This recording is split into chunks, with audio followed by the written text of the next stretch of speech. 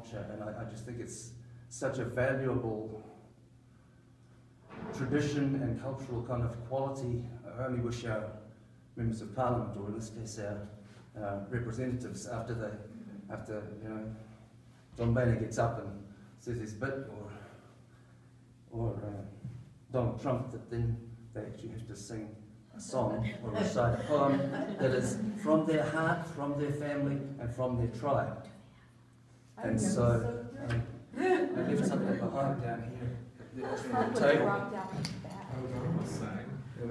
Yes, and it was good. So you can pass those around that way. First president ever to have women. You'll all need one of these. Oh, okay. Because in terms of your comfort zone as academics, I'm going to ask you to sing along. Love to sing. No problem. Because in the context of what is this tribe of human science, I'm going to share my song, which is from my family. This was written by my grandfather, Howard Arnold Walter, in 1912. Show the picture. I will, I'm coming to that. That's my father. This was written by my grandfather in 1912. And he was cum laude from Princeton, he was a minister of religion, and he passed away in Pakistan in 1918. He died in the great influenza epidemic. But as a very young man, he was in Japan, and he wrote back to his mother, and he had written a little poem, a little song, and it's called My Creed, and I would like you to all sing along. Now, most of you will probably know the tune of O Danny Boy.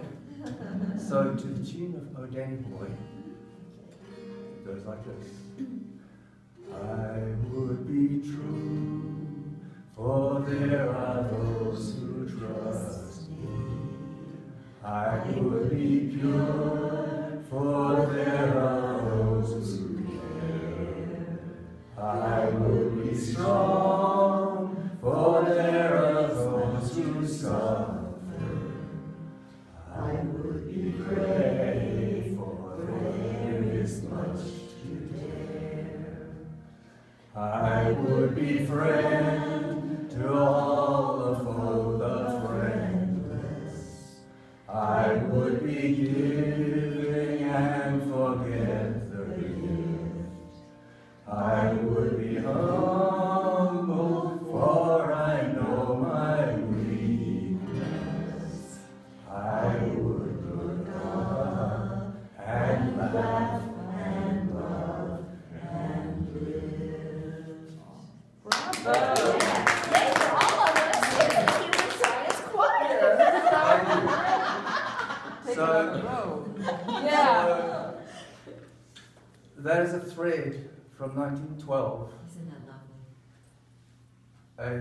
lovely? A young missionary in Japan, who was my grandfather.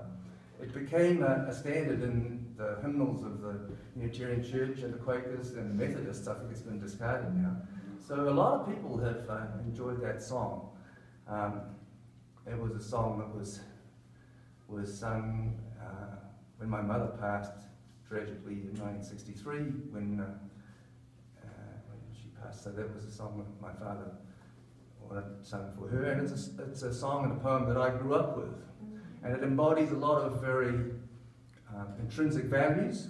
And there are other verses which he wrote later which refer specifically to walking in the path that Christ walked and so forth. But as an atheist, I'm happy to just go with those first two verses.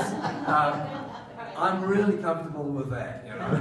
And so I share that with you. So now you also own that song. And I shared that song also as a waiata with the people of Waihuku Marae that I acknowledged in my mihi. And so it's been shared with them, and it now forms part of, or one of the waiata that they, should they ever wish to do so, would stand and sing together that song because it's been shared with them. So it's part of a process. So we've done that, but it just, I'm sharing it with you to also just give you a sense of part of the Polynesian culture and how important that is, and I know in the context of human science how important that is. So, my own journey, growing up in New Zealand, my dad was from Connecticut, my mom was English, and my dad was something of a musicologist, and so I grew up with Pete Seeger and Woody Guthrie and Paul Robeson and some of the songs and music which were fundamental in helping social change, social activists and song, especially in communities where literacy was not widespread, but the songs were part of the oral tradition that carried the culture. This is a little CD, I'm going to pass this around because it has on the front a photograph of me as a 7-year-old perhaps, with my family sitting around playing some tunes. But there's a quote here, we made this as an obituary sort of CD for my dad. But I'm going to quote from Tom Larkin, who was his dear old friend. He said, "Hank," that was my dad, "came to New Zealand because New Zealand offered freedom. Not," he said, "because New Zealanders believed militantly in freedom, but because they had more important preoccupations than denying it to others." Yeah, so anyway, Yeah, let's use that. that's something of my whakapapa, my personal history.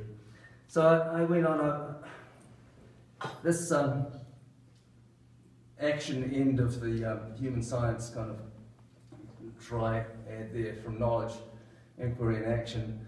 I grew up kind of being expected to participate in action, whether it be trying to ban the bomb or refusing to buy a product from regimes such as the apartheid South Africa or the fascist regime in Spain.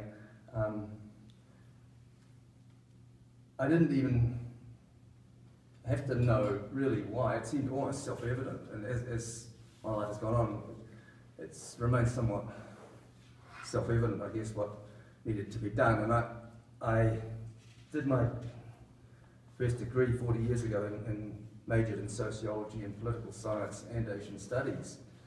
And then I decided not to pursue an academic career. Ended up doing all sorts of other things, but eventually became a registered nurse and went to work for Doctors Without Borders.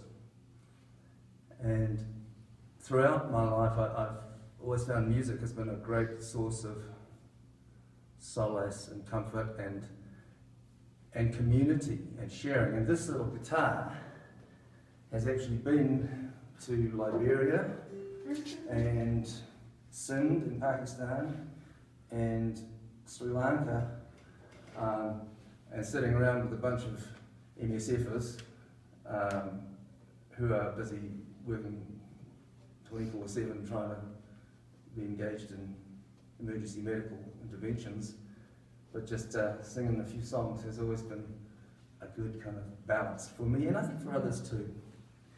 So I'm going to sing you another song, this one in the self-aggrandizing context of if I could put myself there with Pete Seeger and Woody Guthrie and Billy Bragg and Bruce Springsteen. So this is Floodwaters Rising, and I was in 2003 in Pakistan. We had 1 million people washed out of their homes on the floodplain of the Indus, and I was running mobile clinics in the areas that had been devastated by the floods. And after 4 months there, came back home to New Zealand, and they had severe flooding in New Zealand, so happened just after I got back. And so it relates to climate change and a whole bunch of stuff. But this Floodwaters Rising.